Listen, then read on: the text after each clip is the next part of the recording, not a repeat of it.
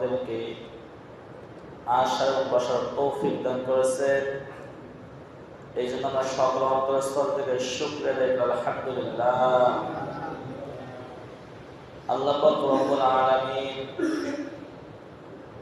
আমাদেরকে রমজান মাস যেভাবে কাটিয়েছেন, সারা বছর যেন এভাবে ইবাদত করতে পারি, এই জন্য আল্লাহর কাছে সবসময় দোয়া করো।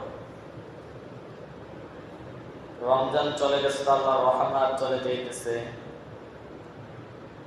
রমজান চলে গেছে তো মাগফিরাত চলে যাইতেছে, রমজান চলে গেছে তো নাজাত চলে যাইতেছে, এই ধারণা করা যাবে না। আমি আপনি যদি রমজানে যেভাবে আমল করেছি এরকম আমল যদি 60 বছর করতে পারি, আল্লাহ পাক রব্বুল আলামিন আমাদের সর্বদা রহমতের ভিতরে রাখবেন। কিন্তু আজ দুনিয়াতে দেখা যায় রমজান মাসে যেভাবে আমল করা হয়, রমজান মাসে যেভাবে নামাজ পড়া হয়, সেই তুলনায় রমজানের পরবর্তীতে এরকম ভাবে নামাজ কালাম পড়া হয় না, হয় নাকি? এরকম মুসল্লিদের ঘরও দেখা যায় না, মুরব্বীদেরকেও দেখা যায় না, যুবকদেরকে এরকম দেখা যায় না। আল্লাহ রাসূল সাল্লাল্লাহু আলাইহি ওয়াসাল্লাম বলেন, প্রত্যেকটা মানুষের ভিতরে একটি গোশতের টুকরা আছে, গোশতের টুকরার নাম হলো কলব। এই কলবটা যাদের যত বেশি পরিষ্কার হবে, যাদের যত বেশি শক্তিশালী হবে, যে কাজেই শক্তিশালী হোক না কেন, আপনি যদি ইবাদত করতে করতে যদি কলবটাকে যদি শক্তিশালী বানাইতে পারেন, তাহলে আপনার রমজান মাসে যেভাবে আপনি ইবাদত করেছেন 60 বছর আপনার এভাবে ইবাদত করতে হবে। মন চাইবে এমন একটি কলব, এমন একটি অন্তর, আপনি যে কাজ যেভাবে ঢোকান না কেন, আপনি যদি গুনাহের কাজ দ্বারা যদি কলবটাকে শক্তিশালী করেন, তাহলে আপনার মন সর্বদাই যাবে গুনাহের কাজ করার জন্য। আপনি যদি ভালো কাজ করেন, আপনার অন্তর চাইবে ভালো কাজ করার জন্য। এই জন্য উচিত হলো সর্বদা আল্লাহর কাছে দোয়া করা, আল্লাহ আপনি যেভাবে চলতে বলেছেন, আপনার রাসূল যেভাবে চলতে শিখিয়েছেন, সেই সুন্নাত অনুযায়ী যেন আমি আপনি চলতে পারি, এই দোয়া আল্লাহর কাছে সর্বদা করা।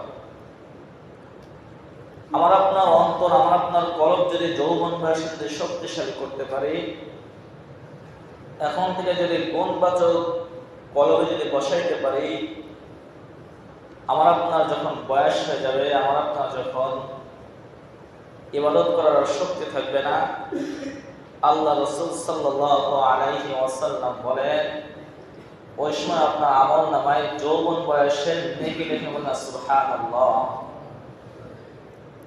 আমার আপনার অন্তরটাকে যদি ওইভাবে সাজাইতে পারি, অন্তরটাকে যদি ওইভাবে কাজে লাগাইতে পারি, তাহলে আমি আপনি সফল কাম। কিন্তু আজ আমি আপনি দুনিয়ার মহাব্বতে পড়ে, দুনিয়ার পিছনে পড়ে ওইভাবে অন্তরটাকে কাজে লাগাই না। আমার আপনার অন্তর দুনিয়ামুখী হয়ে গেছে, আর এই দুনিয়ামুখী অন্তর নিয়ে যদি আমি আপনি কবরে যাই, আমার আপনার জন্য কবর খুব ভয়ানক অবস্থা অপেক্ষা করতেছে। কবর প্রত্যেকদিন ডাক দিয়ে বলতেছে যে আমার জমিনের উপর দিয়ে হাঁটাচলা করতেছো, তোমাকে মুয়াজ্জিন 5 ওয়াক্ত ডাকতেছে নামাজের জন্য, তোমার কল্যাণের জন্য, তোমার মাথায় আসতেছে না, তোমার অন্তরে একটু সাড়া দিচ্ছে না। খতামাল্লাহু আলা কুলুবিহিম ওয়া আলা সামইহিম ওয়া আলা আবসারিহিম গিশাওয়া। তোমার অন্তরকে তালাবদ্ধ করা হয়েছে, তোমার অন্তরের ভিতরে মোহর মারা হয়েছে। সামইহিম, তুমি শুনতেও পাও না, ওয়া আলা আবসারিহিম, তুমি দেখতেও পাও না। গিশাওয়া, তোমার অন্তর করতে মোহর মারা হয়েছে, সিল মারা হয়েছে। এরকম যদি কারোর অন্তর যদি থেকে থাকে, মুয়াজ্জিন ডাকতেছে আমার কোনো সমস্যা নাই, আমার কানে আসতেছে আমার কানে কোনো সমস্যা নাই, আমার অন্তরকে সিল লাগানো হয়েছে, মোহর মারা হয়েছে, এরকম অন্তর নিয়ে আমি আপনি যদি কবরে যাই, তাহলে আমার আপনার কবর ভয়ানক শাস্তি নিয়ে অপেক্ষা করতেছে। এজন্য মহর মুক্ত অন্তর গড়তে হবে। রাজেশ তো ইনশাআল্লাহ। শাওয়াল মাস চলতেছে, রমজানের পরে কি মাস? আরবিতে শাওয়াল মাস। আজকে শাওয়াল মাসের 10 তারিখ। আল্লাহ রাসূল সাল্লাল্লাহু আলাইহি ওয়াসাল্লাম শাওয়াল মাসের অনেক ফজিলত দিয়েছেন। কেমন ফজিলত? আল্লাহ রাসূল সাল্লাল্লাহু আলাইহি ওয়াসাল্লাম বলেন, তোমরা পুরো রমজান মাসে 30টি রমজান পুরো করেছো। প্রত্যেকটা বান্দা চায় দুনিয়াতে লাভবান হওয়ার জন্য, পরকালেও লাভবান হওয়ার জন্য। এ আমার বান্দাগণ শুনে রাখো, যা নাকি রমজানের 30টি রোজা রেখেছো, এরপরে শাওয়াল মাসে কোন ব্যক্তি যদি 6টি রোজা রাখে, কয়টি রোজা বলেন? কোন বান্দা যদি 6টি রোজা রাখে, আল্লাহর রাসূল সাল্লাল্লাহু আলাইহি ওয়াসাল্লাম বলেছেন, কোন বান্দা যদি 6টি রোজা যদি শাওয়াল মাসে রাখতে পারে, একাধারে রাখার দরকার নাই। আপনি 19 তারিখে একটা রেখেছেন, 10 তারিখে একটা রেখেছেন, 20 তারিখে একটা রেখেছেন, এভাবে ধারাবাহিকভাবে রাখতে পারেন, ধারাবাহিক ছাড়াও আপনি রাখতে পারেন।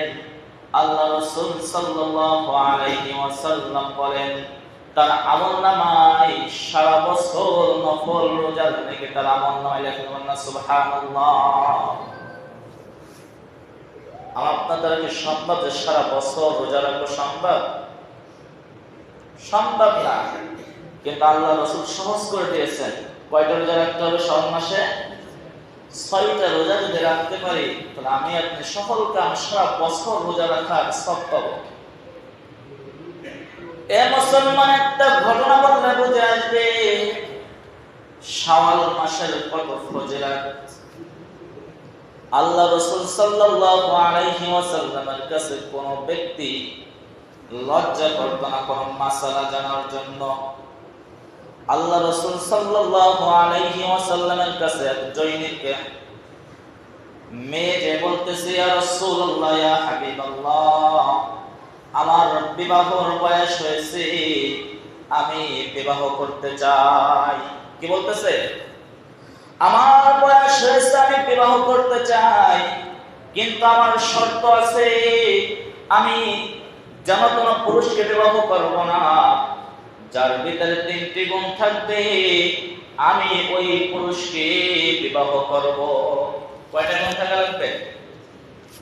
3টি গুণ যে পুরুষের ভিতরে থাকবে, ওই পুরুষকে আমি বিবাহ করতে চাই।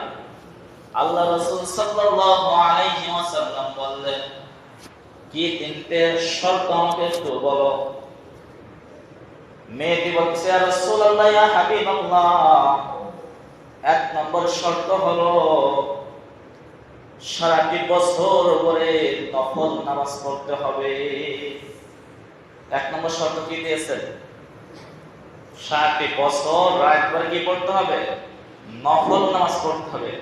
আমাদের হলুদবাড়ি গ্রামে তো অনেক যুবক আছে যারা সারা বছর নফল নামাজ পড়ে, আছে না? আছে নাকি? একজন নাই। মেয়েদের 1 নম্বর শর্ত দিয়েছে, সারা বছর নফল নামাজ পড়তে হবে। আল্লাহ রাসূল বললেন, দ্বিতীয় শর্ত কি বলো? আল্লাহ রাসূল সাল্লাল্লাহু আলাইহি ওয়াসাল্লাম মেয়েকে বলে, দ্বিতীয় শর্ত আমার হলো সারা বছর নফল রোজা রাখতে হবে। কি রোজা রাখতে হবে? আছে এরকম সারা বছর নফল রোজা আছে এখানে হলুদবাড়ি গ্রামে? হ্যাঁ। আল্লাহ রাসূল বললেন, তোমার দ্বিতীয় শর্তকে আমাকে জানাও। মেয়েটি বলল, ওই যুবকের ভিতরে দ্বিতীয় শর্ত হলো সারা বছর কোরআন খতম দিতে হবে। কয়টা শর্ত? 3টা শর্ত। 1 নম্বরে সারা বছর নফল নামাজ পড়তে হবে। 2 নম্বরে সারা বছর কোরআন খতম করতে হবে। 3 নম্বরে নফল নামাজ পড়তে হবে, রোজা রাখতে হবে। আল্লাহ রাসূল সাল্লাল্লাহু আলাইহি ওয়াসাল্লাম সাহাবীদের মাঝে ঘোষণা করে দিলেন, এমন যুবক কি কেউ আছো যে মেয়েকে বিবাহ করতে চাও? এক সাহাবী দাঁড়িয়ে গেছে, ইয়া রাসূলুল্লাহ, ইয়া হাবিবাল্লাহ, আমি মেয়ের শর্তে রাজি আছি, আমি মেয়েকে বিবাহ করতে চাই। আল্লাহ রাসূল সাল্লাল্লাহু আলাইহি ওয়াসাল্লাম মেয়ের সাথে সাহাবীকে বিবাহ করে দিলেন। তারা ঘর সংসার করতে লাগলো। এরকম ভাবে 1 বছর যাওয়ার পরে মেয়েটি আবার আল্লাহ রাসূলের কাছে এসে বলে, ইয়া রাসূলুল্লাহ, ইয়া হাবিবাল্লাহ, আমি যে 3টি শর্ত দিয়েছিলাম, এই 3টি শর্তের একটি শর্ত এই ছেলের ভিতরে দেখি না। আল্লাহ রাসূল সাল্লাল্লাহু আলাইহি ওয়াসাল্লাম সাহাবীকে ডাকলেন, ও আমার সাহাবী, মেয়ে যে 3টি শর্ত দিয়েছে, তোমার ভিতরে বলে একটিও শর্ত নাই। আল্লাহ রাসূল সাল্লাল্লাহু আলাইহি ওয়াসাল্লামকে যুবক বলে, ইয়া রাসূলুল্লাহ, ইয়া হাবিবাল্লাহ, কে বলেছে আমার ভিতরে নাই? মেয়ের 1 নম্বর শর্ত কি ছিল? মেয়ের 1 নম্বর শর্ত ছিল সারা রাতে নফল নামাজ পড়বে। বলে, তুমি কি সারা রাতে নফল নামাজ পড়ো? বলে, না, কিন্তু আমি পড়ি। ইয়া রাসূলুল্লাহ, ইয়া হাবিবাল্লাহ, আপনি মেয়ের কাছে জিজ্ঞাসা করেন, আমার বিবির কাছে জিজ্ঞাসা করেন, আমি কি ঈশার জামাতের সাথে পড়ি কিনা এবং ফজরের জামাতের সাথে পড়ি কিনা। মেয়ের কাছে জিজ্ঞাসা করছে, ইয়া রাসূলুল্লাহ, তোমার স্বামী কি ফজরের নামাজ জামাতে পড়ে আর ঈশার জামাত কি জামাতে পড়ে কিনা? বলে, ইয়া রাসূলুল্লাহ, অবশ্যই আমার স্বামী ফজরের নামাজও জামাতের সাথে পড়ে, ঈশার নামাজ জামাতের সাথে পড়ে।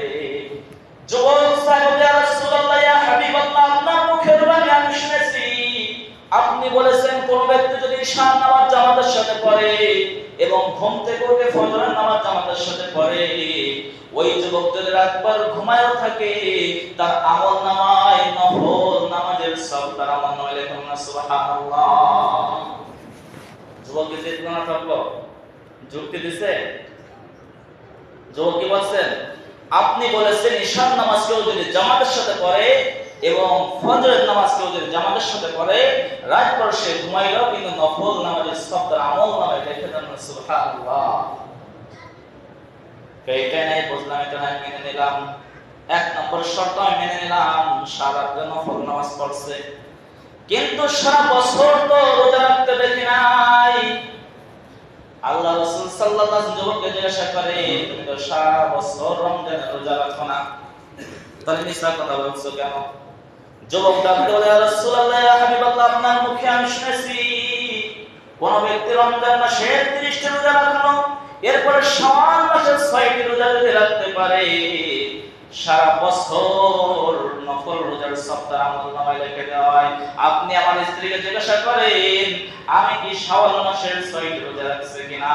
মহিলার কাছে জিজ্ঞাসা করার সাথে সাথে বলে, আমার স্বামী শাওয়াল মাসের 6টি রোজা রাখছেন। সুবহানাল্লাহ। 2টা শর্ত পাই গেছে না? কয়টা শর্ত পাই গেছে? আরেকটা শর্ত কি আছে? আরেকটা শর্ত হলো সারা বছর কোরআন তেলাওয়াত খতম করতে হবে। ইয়া রাসূলুল্লাহ, ইয়া হাবিবাল্লাহ, আপনি আমার স্ত্রীকে জিজ্ঞাসা করেন, আমি প্রত্যেকদিন ঘুমানোর পূর্বে সূরা ইখলাস আমার স্ত্রীকে 3 বার শুনেছি, আর আপনার মুখের বাণী কোন ব্যক্তি যদি ঘুমানোর পূর্বে যদি সূরা ইখলাস 3 বার যদি পড়ে, 1 খতম কোরআন তেলাওয়াতের নেকি তার আমলনামায় লেখা হবে। সুবহানাল্লাহ। আমরা এখানে কয়টা আমল শিখলাম? 3টি আমল শিখলাম। প্রত্যেক আমল তো রাজেশ তো ইনশাআল্লাহ। শাওয়ালের 6 রোজা যদি আমি আপনি রাখতে পারি, তাহলে পুরো 1 বছর নফল নামাজের সওয়াব আল্লাহ, রমজানের রোজা রাখার সওয়াব আল্লাহ তাআলা আমাদের আমলনামায় লিখে দিবেন। দ্বিতীয় হলো, কোন ব্যক্তি যদি ফজরের নামাজ জামাতের সাথে, ঈশার নামাজ জামাতের সাথে পড়বে, তাহলে সারা বছর নফল নামাজের সওয়াব তার আমলনামায় লিখে দেওয়া হয়। পড়ব তো ইনশাআল্লাহ। আর কোন ব্যক্তি যদি আপনার ফজরের নামাজ জামাতের সাথে পড়ে আর ঈশার নামাজের জামাতের সাথে মাঝের যে কয়েক আছে বাদ যায় নাকি? ঈশার নামাজের সময় আপনার ঘুমের দিক দিয়ে আগ্রহ থাকে, পড়তে মন চায় না, আবার ফজর ঠিকঠাক ঘুম থেকে উঠতে মন চায় না। এই জন্য আল্লাহ রাসূল বলেন যে 2 ওয়াক্ত নামাজ যদি পড়া হয় তাহলে 5 ওয়াক্ত নামাজ যাতে এমনিতেই হয়ে যাবে। আর সকলে একটা নিয়ত করব ইনশাআল্লাহ, আজ থেকে এই 3টা আমরা সকলেই করব। ঘুমানোর পূর্বে সূরা ইখলাস 3 বার পড়ব তো ইনশাআল্লাহ। কুল ফুসুর সবাই জানা আছে, অনেক ফায়দা। দুনিয়াতে বেশি দিন বাঁচবো না, পরকালে চলেই যাইতে হবে। আমি আপনি যখন সূরা ইখলাস 3 বার পড়বো কবরে যেতে শুধু কোরআনের খতম